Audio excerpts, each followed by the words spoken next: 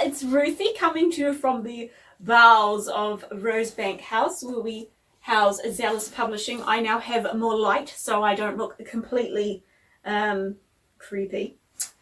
I'm going to be reading the second chapter of my story, Adventures in the Southern Highlands, which is partially inspired by two of my favourite authors ever, my mum, Wendy Hamilton, and Marion Grudko, who wrote Claudine. So, if you want something lovely to read because you like history, check out Mum's book. And if you like something lovely to read because you like big imaginations and fashion and Paris, check out Marion Grudko's book. And now, let us read the second chapter of my mystery story, Ghostly Encounters. David and Debbie were eating lunch in the library when Uncle Octavius emerged from his study. He held a book under his arm. Apparently, it had been absorbing him for most of the morning. It was a very hot day in the Southern Highlands, and the library, which was in the middle of Uncle Octavius's house, was cooler than anywhere else. "Having a good breakfast?" he asked. "Uncle, it's very late," said Debbie. "And so hot," grumbled David. "Can't you please turn on the air conditioning?" Uncle Octavius frowned at him. "My dear boy, air conditioning is one of the evils of modern modernity that I had hoped to spare you this summer. As it so happens, I do have plans for creating a clockwork air conditioning unit, but currently it's only at the blueprint stage." The children looked at each other. Only last week they had had an awful encounter with Gamaliel, Uncle Octavius's clockwork giant. The giant was now safely in bits, locked up in an old sea chest in the library. The key was hidden in a small secret compartment in the old mantelpiece. A stout carving of a cherub smoked knowingly from the tiny door. "Then can't we at least go to the swimming pool?" asked Debbie, swatting at a lazy blowfly that had crept in through a hole in the screen. "Or is swimming an evil of modern modernity too?" asked David rudely. Uncle Octavius gazed at him loftily. "Pardon that, dear boy. I also neglected to use my brain for higher thinking as a child, although I suspect I still used it for higher thoughts than that. Summer swimming is not an evil of ugly modernity, and it so happens that I wish to go to Berrima this afternoon, where there is a swimming hole." "Will there be snakes in the waterhole?" demanded David. "One can only hope," said Uncle Octavius dreamily. "Why do you want to go to Berrima, Uncle Octavius? I can't imagine you swimming." "Debbie, you are a perceptive young woman. Your brother would do well to follow your example." Debbie smirked, and David glared at her. "As you know, my garden has been removed from the annual garden tours for some time now. There was jealousy over my magnificently pungent grove of corpse flowers, but I will rally the public. They will demand that I am returned to the tour when I add my termite tennis mound tennis court to the grounds." "Termite tennis court? What's that?" asked Debbie nervously. "I will explain in the car," said Uncle Octavius. The car shot along the road towards Berrima, via Mossvale. "Uncle, you're driving awfully fast," said Debbie. "I am not driving fast. Everyone else is driving like turtles," said Uncle Octavius. "But then why would they be driving fast? They haven't got a termite tennis court to build." "What would termites want with a tennis court, Uncle?" asked David. "They don't want a tennis court," snapped Uncle Octavius. "They are the tennis court. I was reading a most interesting book on the subject during the First World War at the old jail at Berrima was used as a prisoner of war camp. The prisoners smashed up termite mounds and built a tennis court with the stuff. Most ingenious. No ugly modernity about that. I shall give you the book to read, The Spot the War Forgot by Wendy Hamilton." "But why must you have a termite tennis court?" asked Debbie patiently. "Because it will be something fresh. said Uncle Octavius. Something to get back into the garden tour of the Southern Highlands. Ah, here we are. I will park on the courthouse lawn across from the jail. We'll walk down to the river and you can have a swim while I look for the tennis courts. He fished about in his trouser pocket and produced a $20 bill. You may also want an ice cream. I imagine you can get one at Wapple Pop's Fudge Emporium. He waved a hand across the road to a line of pretty sandstone shops and cafes. Let's have the ice cream first, said David, as Uncle Octavius set off towards the river. It's bound to be cooler in the fudge shop. The walls of the fudge shop were lined with shelves holding large jars of old-fashioned sweets. Under the glass counter, tubs of ice cream were displayed. The owner, presumably Mr. Wapple Pop, was reading a newspaper. The front page read, "Mystery of Vanishing Art Continues." David collected 2 toffee ripple ice creams, and he and Debbie sat at a table with a stripy cloth, slowly licking them. Across the shop, 2 ladies sat hunched over another table, laid with a pile of assorted donuts and a large candy floss pie. One lady was very tall, and the other was very short. The short one was very loud. Her voice filled the emporium.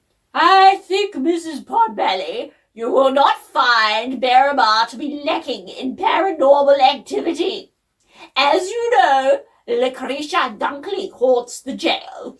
Her spirit usually appears as drops of water and chill draughts. We find that she is more likely to manifest in winter than in summer. So we were astonished when—" She suddenly broke off and glared across at David and Debbie, who were listening with interest. "Shouldn't your children be in school?" she demanded haughtily. "School's out," said David coolly. "Not," he added, "that we'd go if it was in. We're homeschooled." "Well, go away," said the short, loud lady sternly. "We have important business to discuss, and there's no need for children to hang about in a fudge emporium. Wouldn't you agree, Mrs. Potbelly?" "I certainly would, Mrs. Polwarth," said Mrs. Potbelly, taking an enormous mouthful of candy floss pie. "Let's go to the waterhole, David," said Debbie. About an hour later, when Debbie and David were drying off under a tree, Uncle Octavius reappeared. He looked very hot and very cross. "I found the tennis courts," he began angrily, "all in horrible condition, but certainly made from termite mounds. But as I was about to take a spadeful of the stuff to analyse in my laboratory, a completely hideous man popped out from the undergrowth, yelling that I wasn't to ruin a national treasure by digging it up. I told him I wanted to study it, but he kept yelling that he would call the police if I did not desist. So I left. But," Uncle Octavius smiled craftily, "I shall return tonight when the moon is full and there are no completely hideous people around to stop me acquiring scientific samples." "We got kicked out of the fudge emporium too," complained David. "Some old ladies were going on about ghosts." "Is the jail haunted, Uncle?" asked Debbie. "What, haunted?" snorted Uncle Octavius. "Of course not. You find the spirits you look for. Never forget that." "What does that even mean?" muttered David to Debbie. "I think it means ghosts are only real if you look for them," said Debbie doubtfully. "Or else he's gone bonkers again." "I'll bet that's it," said David. Miss Polwarth and Mrs. Potbelly were coming out of Wapple Pop's Fudge Emporium. "Uncle," said David, "those are the ladies who kicked us out of the ice cream shop." Uncle Octavius brightened. "That's Miss Polwarth, the president of the Society for the Propagation of Good Vibes for the Southern Highlands." He rushed across the road, narrowly avoiding being hit by a car. "Miss Polwarth!" called Uncle Octavius. Miss Polwarth looked like she wanted to pretend she hadn't seen Uncle Octavius, but he was already shaking her by the hand. "I'm so pleased to catch you. I was wondering if you might reconsider my application to be part of the garden tours next spring. I have this idea. Wonderful stuff. I've read about it in the Spot the War Forgot. Termites. Well, that's something new, isn't it?" "Termites, Octavius?" "Yes. I know we had a bit of a mix-up about the corpse flowers and—" Miss Polwarth raised a short, stout head. Enough! You had your chance and you ruined it. And I don't think termites are such a terribly good idea for a garden. In any case, I am terribly busy. She paused dramatically. Lucretia walks in summer. What do you say to that? Uncle Octavius opened his mouth. I don't actually care what you think, continued Miss Polwarth. It's an extraordinarily mystical deviance. Lucretia has always manifested as drops of water and chill winds in winter. It is now summer, and Lucretia has returned as moving lights. She waved a hand towards the tall, skinny woman. This is Mrs. Potbelly, deputy editor of Glorious Living. Miss Potbelly smirked proudly, and she has kindly promised to use her contacts to find a soothsayer, so we can discover what Lucretia wants of us. And no, you can't be part of the spring garden tour next year. Your garden stinks of death, and that is not a good vibe, and we don't want you back. They bustled off towards the jail. Jealousy, that's what it is, grumbled Uncle Octavius as they pulled into his short, oak-shaded drive. Wishes she could grow something a bit more interesting than tulips herself. Now, will you two be accompanying me tonight when I collect my sample of termite court? I think we'd better, whispered Debbie to David. He might fall into the river. Uncle Octavius was strangely silent as he drove towards Berrima. The moon was very full, and the gum trees cast long, spooky shadows across the road once they'd left the village lights of Mossvale behind. When they arrived at Berrima, Uncle Octavius parked the car in front of the old courthouse. Then he began speaking in a quarrelsome voice. I am aware that you have only come with me because you think I am so old I might fall into the river. Oh gosh, Uncle, you weren't supposed to hear that, muttered Debbie. Your whisper has a piercing quality, and as I have been driving, I have been thinking. And what I have decided is this. I don't want you to come with me to the termite tennis courts. You can stay here in the car, in front of the courthouse. What about the ghost? Demanded David. What about it? Snapped Uncle Octavius. Surely a great, huge boy like you doesn't believe in phantasms. You shouldn't. In any case, it was a rude and hurtful thing for you to say, and I don't want you with me when I am digging up the tennis court. If a ghost does carry you away, perhaps it will teach you to have a little more respect for your elders. He got out of the car and slammed the door peevishly. That's all your fault, snarled David as the glow of Uncle Octavius's flashlight vanished, and now we're stuck here in a boiling hot car in front of that horrible old courthouse. You're not scared of ghosts, are you? Snapped Debbie. Oh, of course not, yelled David. If that old Lucretia ghost tries to grab me, I'm going to kick her in the shins. Do it then, jeered Debbie. Get out of the car and kick the ghost in her shins. I don't believe you would kick a ghost in the shins. I bet the kick would go right through anyway. I'll show you, said David. I'm going to go right up to that old jail and find that ghost, and I'm going to kick her in the shins. Well, Uncle took the torch. There's a moon, isn't there? Use your head. I'm coming too. It's hot in the car, and I don't believe you are going to kick a ghost in her shins. I think you're just going to creep off somewhere cooler and pretend you kicked a ghost in her shins. No, I wouldn't, said David in a voice that suggested that was exactly what he had been planning. There was a long, narrow strip of road that separated the jail from the courthouse. Only a low chain blocked the side entrance from the jail. It was easy to climb over. If we go round to the front, we need to be careful not to trip into the rose gardens, whispered Debbie. Shh, hissed David. He was liking his idea of kick a ghost in the shins less and less. But if he gave up now, Debbie would never let him forget it.